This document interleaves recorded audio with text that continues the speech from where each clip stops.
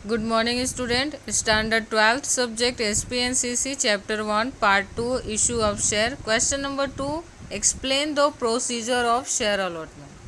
Okay, procedure में already हमने point 1, 2 and 3 देख चुके हैं. पॉइंट नंबर 4 की बात करते हैं, classification of share application.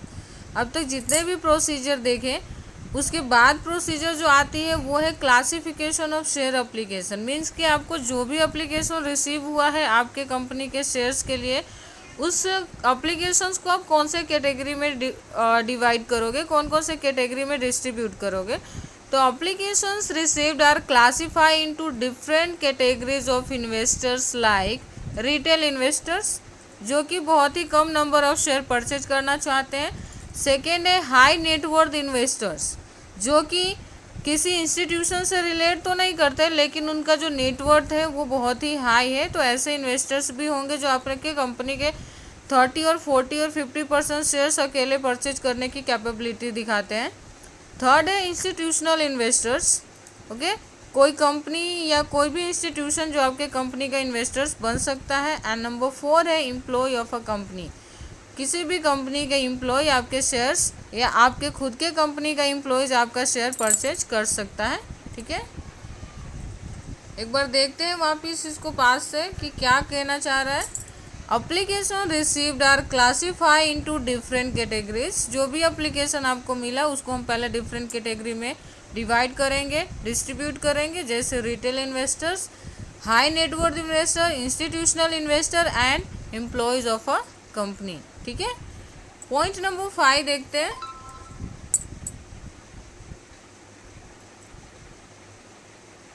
Point number 5 दिया है basis of share allotment. Okay, कौन से बेसिस पे शेयर अलॉट करेंगे. अभी तो आपने सिर्फ क्लासिफिकेशन किया है, अब किस इन्वेस्टर्स को कितने नंबर ऑफ शेयर आप प्रोवाइड करने वाले हो ये किस बेस पे आप डिसाइड करोगे. ओके, तो basis of allotment among applicant from various category of investor is decided jointly by registrar to issue and the statement containing all details is prepared. Okay, सबसे पहले हम इस किस कैटेगरी को कितना आप शेयर देने वाले हो ये किस बेस पे डिसाइड करोगे. तो दो चीज़ों के ऊपर से डिसाइड होता है. द रजिस्ट्रार टू इशू, जो कंपनी का रजिस्ट्रार है वो कितने % किस कैटेगरी को शेयर देने के लिए तैयार हुआ है. And a statement containing all details is prepared, और जो डिटेल आपने प्रिपेयर किया है जो कि कंपनी का CS प्रिपेयर करता है किसके साथ मीटिंग करके, तो BOD की मीटिंग. तो उसका और कंपनी का रजिस्ट्रार का जॉइंटली क्या कहना है इस बारे में कि किस कैटेगरी को हमें कितना डिस्ट्रीब्यूशन करना है, इसके ऊपर से शेयर अलॉटमेंट किया जाता है. जैसे कि प्रीवियस लेक्चर में मैंने आपको बताया था कि रिटेल इन्वेस्टर्स के लिए किसी भी कंपनी को एटलीस्ट 10% रिजर्व रखने की ज़रूरत होती है. ओके, नेक्स्ट है पॉइंट नंबर 6. पॉइंट नंबर 6 है allotment of share application.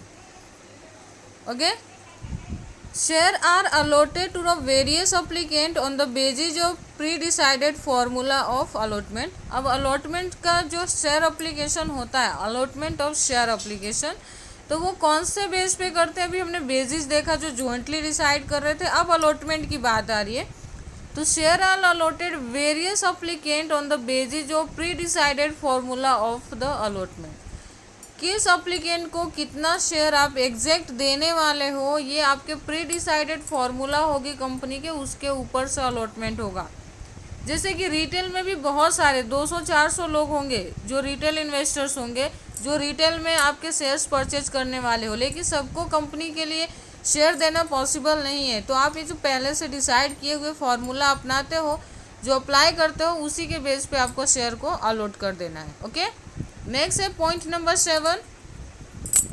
Point number 7 क्या कहता है, तो share allotment statement.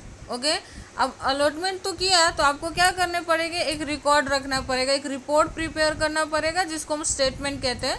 Statement in the share allotment is prepared by the registrar to the issue. ये स्टेटमेंट कौन प्रिपेयर करेगा, तो जो भी रजिस्ट्रार है जो इस शेयर को इशू करने वाला है वो प्रिपेयर करेगा and send to the recognised stock exchange. और इसकी रिस्पॉन्सिबिलिटी बनती है कि जिस भी स्टॉक एक्सचेंज से आपकी कंपनी जुड़ी हुई है ठीक है, उसको आपको इस रिपोर्ट को सेंड करना है। एंड डिपॉजिटरी एंड सेबी, और डिपॉजिटरी को भी भेजना है प्लस सेबी को भी भेजना है आपको। ओके, सेबी जो कि security exchange board of India है, जो कि पूरे स्टॉक मार्केट को जोड़ के रखता है या फिर उसकी देखरेख करता है, पूरा कंट्रोल रखता है शेयर मार्केट का, उसको भी ये बात का पता होना चाहिए। प्लस डिपॉजिटरी जो कि इंडिया का जो डिपॉजिटरी पार्टिसिपेंट है NSDL एंड CDSL, उसको भी इस बारे में जानकारी होनी चाहिए। तो ये हमारे रिस्पॉन्सिबिलिटी बनती है, ठीक है। एंड द लास्ट जो पॉइंट है वो हमारा है शेयर अलॉटमेंट। अब फाइनली हम शेयर देने जा रहे हैं, ठीक है। तो share are credited to demat account of applicant by depository and participant are informed regarding share allotted or not through SMS and email by depository and recognized stock exchange.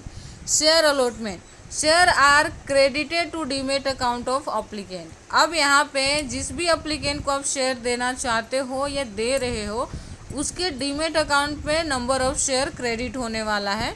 इस बात का इन्फॉर्मेशन आपको डिपॉजिटरी प्लस अप्लीकेंट को देना है। Suppose कि मैं किसी कंपनी का शेयर परचेज करने के लिए एप्लीकेशन की थी और फाइनली कंपनी ने ये डिसाइड किया कि वो मुझे शेयर अलॉट करेगी, लेकिन मुझे कैसे पता चलेगा कि मुझे शेयर मिले हैं या नहीं मिले हैं? तो वो मुझे मेरे डीमेट अकाउंट के इन्फॉर्मेशन से और स्टेटमेंट से पता चलेगा कि मेरे अकाउंट में कितना शेयर जमा हुआ है। लेकिन सबसे ज़रूरी बात, सपोज कि मैं कुछ दिनों से अकाउंट चेक ही नहीं कर रही हूँ, तो मुझे कैसे पता चलेगा? तो हम इसको किसे जो हमारे SMS होते हैं कंपनी के या फिर जो ईमेल है, उससे ना आप ईमेल भेज के ये उनको इन्फॉर्म कर सकते हो कि कंपनी ने आपको शेयर अलॉट किया है। और दूसरी और इम्पॉर्टेंट बात कि अगर शेयर अलॉट नहीं भी किया है तो उसके बारे में भी आपको उसे इन्फॉर्म करने रहेंगे। कौन करेगा ये चीज़ें? तो डिपॉजिटरी जो कि आपके मीडिएटर्स हैं, एंड जो रिकॉग्नाइज्ड स्टॉक एक्सचेंज है जैसे कि अहमदाबाद स्टॉक एक्सचेंज है, वो आपको इस बारे में बताएगी, ठीक है। Thank you. आज ये प्रोसीजर यहाँ पे फिनिश हो जाता है।